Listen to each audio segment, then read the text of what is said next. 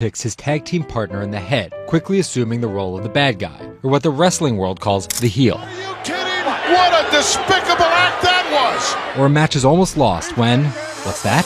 The superstar wrestler appears out of nowhere sprinting down the aisle to save the match. That's the Warriors music!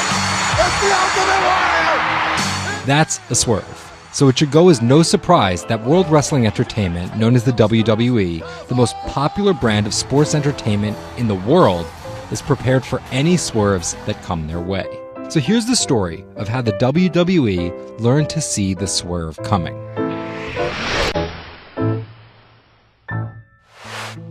So I spoke to Bloomberg reporters Felix Gillette. I'm a writer for Bloomberg News for the global business team. And Kim Basine. And I'm the U.S. luxury reporter at Bloomberg. To find out exactly how the WWE is positioning itself for an all-out global invasion, which starts with a massive change to their lucrative pay-per-view model. WWE basically pioneered the pay-per-view model on cable.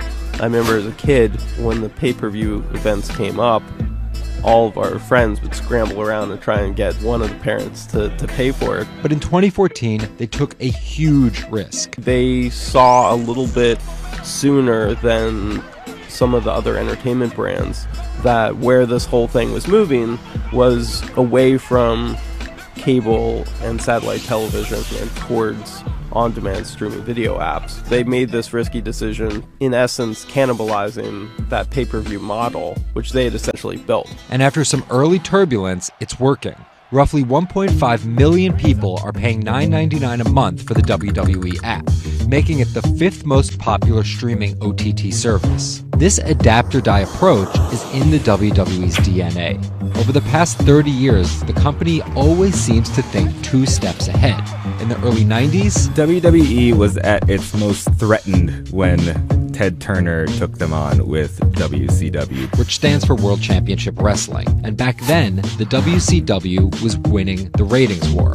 So in order to compete with them, WWE had changed its product from a family-friendly kind of cartoonish style to this really raw. That's why they called their show Raw. It was this raw style of wrestling, with violent, outrageous, reality-inspired plot lines and aggressive personas. From a 16-foot ladder! And they won that fight against Ted Turner, and they bought WCW.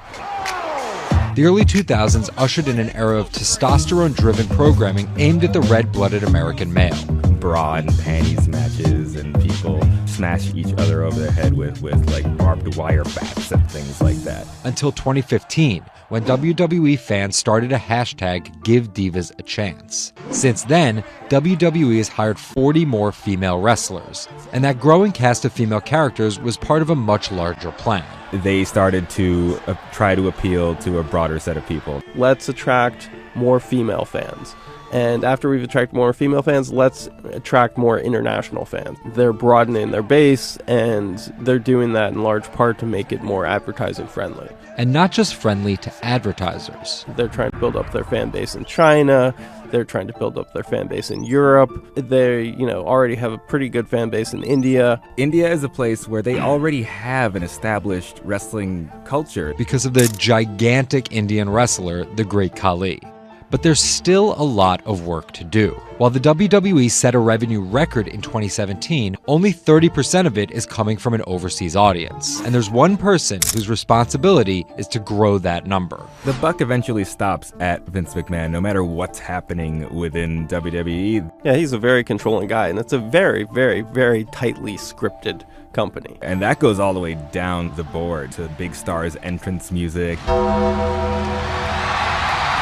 and their outfits and things like that. So with a CEO like McMahon always planning 2 moves ahead and an aggressive push into multiple international markets, a big issue is money. It's hard to do all those things simultaneously without committing a huge amount of capital to it. And that's where the WWE becomes an attractive company for buyers. Potentially, one thing that could happen with WWE is they could benefit by being acquired by a bigger technology or telecom company, an Amazon or Facebook Paramount or a 21st Century Fox. So with a market cap of $2.8 billion, the advantage of owning 100% of their own content, and a rapid consolidation spreading throughout the entertainment industry, it looks like the WWE is well positioned even if there are swerves ahead.